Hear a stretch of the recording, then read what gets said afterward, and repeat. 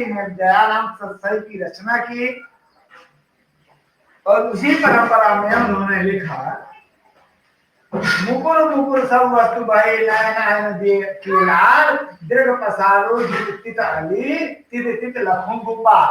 कल हमने इसका अर्थ शाब्दिक भी बताया था और भावार्थ कि यह संसार एक ऐसा दर्पण हो गया है।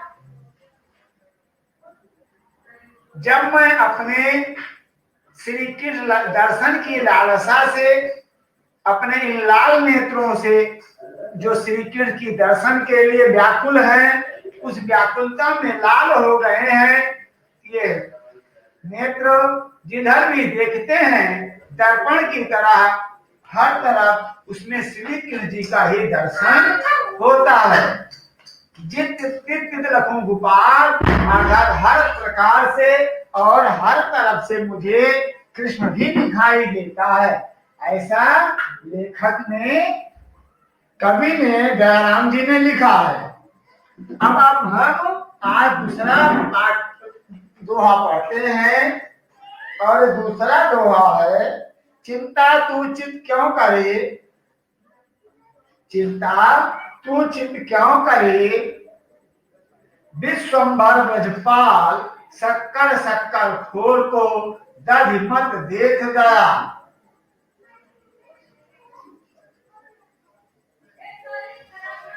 यहां लिखते हैं कि आए चित्त, आए मेरे मन, तू अपने मन में चिंता क्यों करता है,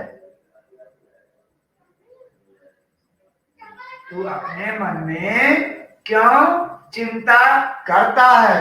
इस संपूर्ण संसार में वह जो विश्वंभर ब्रजपाल गोपाल है, जो हमारा श्री कृष्ण है, सब प्रकार से हमारी रक्षा करने वाला है।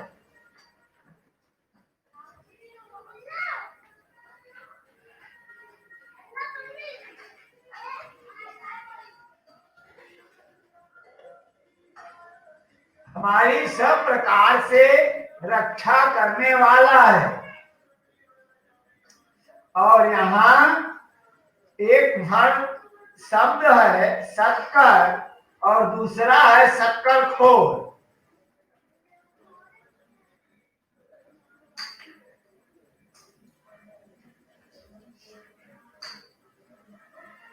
यहाँ शक्कर जो हम लोग इसे पढ़ते हैं, शाब्दिक परंपराओं में इसकी वर्ड मीनिंग्स को इस ढंग से प्रस्तुत किया गया है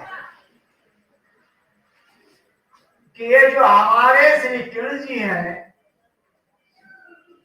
दधि मत देख दयाल, और दयाल हम दो शब्द में यूज कर सकते हैं कि वो श्री कृष्ण हमारा परम दयालु है, जो हमारे मन के अंतर्मन में उठने वाले सब प्रकार के झंझावातों को, सब प्रकार की आशंकाओं को मथ कर शक्कर शक्कर खोर को, और जिस प्रकार जिसे जो प्रिय होता है, उस भावार्थ में कवि ने लिखा है कि जिसे जो प्रिय होता है उसी क्रम में ये हमारा ब्रजपाल गोपाल श्री कृष्ण सबको उसके अनुसार फल प्रदान करने वाला है। इसलिए हे मन, तू श्री कृष्ण की अनन्य भाव से भक्ति किए जा, तुझे चिंता करने का कोई भी असर नहीं होना चाहिए, अर्थात तुझे चिंता नहीं करनी चाहिए।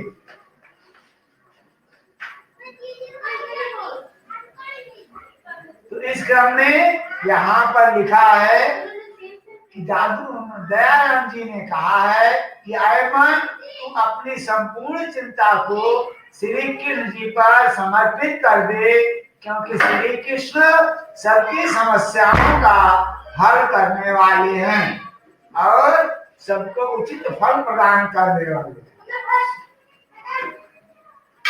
डार्यो मोघो जलधि हर अजा ऊपर बध पाए दाल करम दिए नाव जू निज तरयो न भूर्यो जा। डार्यो मोघो जलधि हरि, हरि अर्थात यहाँ पर श्री कृष्ण ईश्वर के लिए यूज प्रयोग किया गया है। डार्यो अर्थात डाल दिया है, मोह मुझे, मोह जलधि है का उस हरि ने, उस पार ब्रह्म परमात्मा ने हमको इस जलधि अर्थात समुद्र में डाल दिया है। अर्थात कि उस पार ब्रह्म परमात्मा ने हमें इस संसार सागर में जन्म दिया है।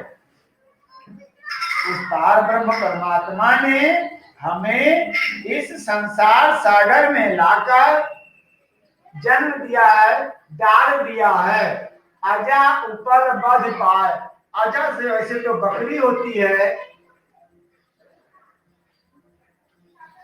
बद ऊपर बध पाए, अजा बकरी या यहाँ पर माया शब्द में प्रयोग हुआ है। ऊपर यानी उपले पत्थर, बध पाए जैसे माया उस पत्थर रूपी बध पाए। दाल करम दिए नाम निज तरयो न भूर्यो जाए। इसी क्रम से कि उस पार ब्रह्म परमात्मा ने इस माया के चक्कर में मनुष्य को लाकर इस संसार सागर में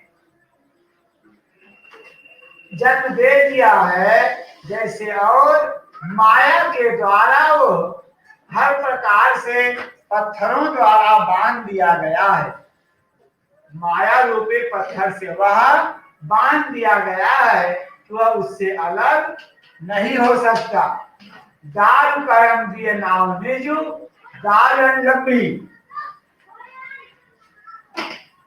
दाल करम दिए नाव निज, और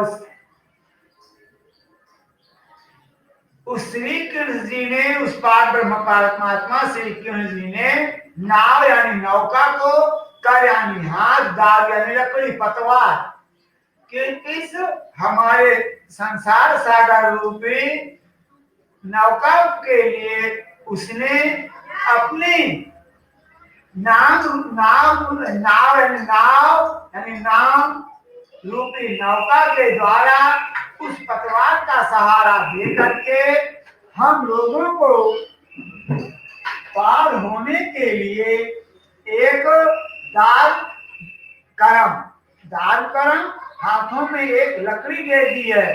दाल यानी लकड़ी, करम माने हाथ। उसने श्री कृष्ण ने हमको हमारे हाथ में नाम के रूप में एक पतवार दे दी है, एक लकड़ी दे दी है, जिसके सहारे से हम इस संसार सागर को पार कर सकते हैं। तरयो न भूर्यो जाए, लेकिन माया रूपी पत्थर जो हमारे पैरों में बंधा हुआ है उसके द्वारा हम इस प्रकार फंसे हुए हैं, अपने संसार सागर से ना तो तैर सकते हैं और ना डूब सकते हैं।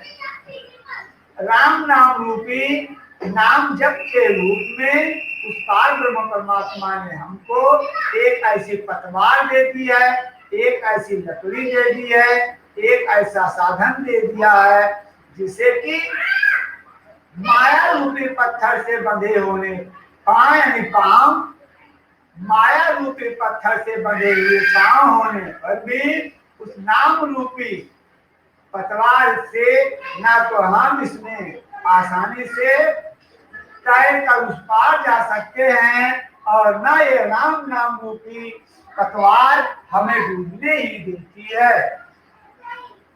और अगले क्रम में लिखा है,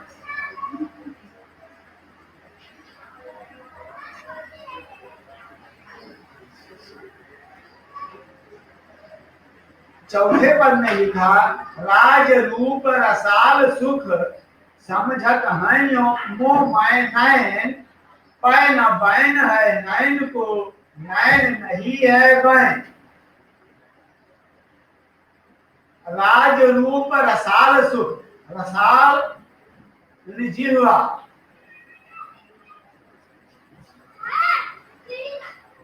जिस प्रकार सुंदरता के राज को आंखें देखकर प्रसन्न होती हैं और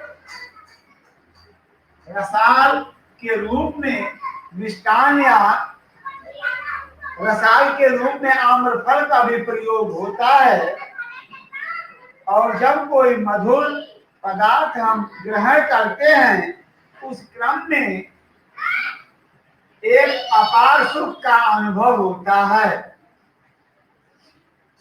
उस सुंदरता के राज को तो हमारे नेत्र अच्छी तरह समझ सकते हैं। उस दर्शन के भाव को, दर्शन के प्रभाव को ये नेत्र अच्छी तरह समझते हैं और उसका आनंद भी लेते हैं, और उस सुख का प्रसन्न मुख से ये आनंद लेते हैं। पैन बैन है नैन को, लेकिन समस्या यह है कि नैनों ने देखा तो नैन उस दृश्य का वाणी से वर्णन नहीं कर सकते, क्योंकि नैनों के पास पैन बैन है नैन को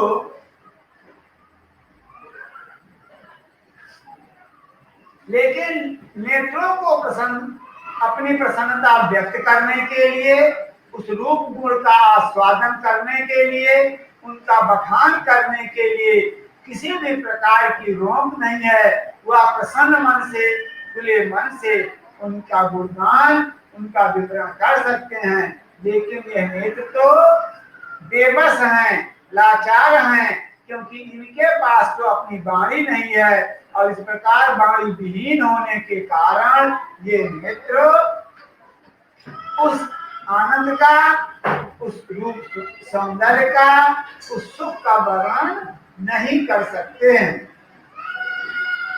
सुख का वर्णन नहीं कर सकते हैं।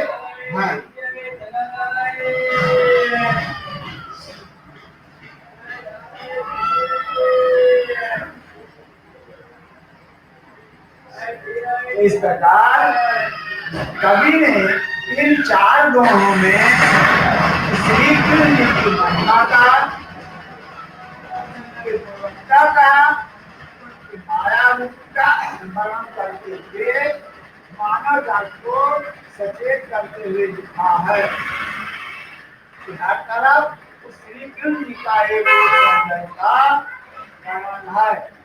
उस रूप सौंदर्य का वर्णन आंखें तो देखकर आनंद ले सकती हैं, लेकिन उनके पास वाणी ना होने के कारण उसका वर्णन नहीं कर सकती।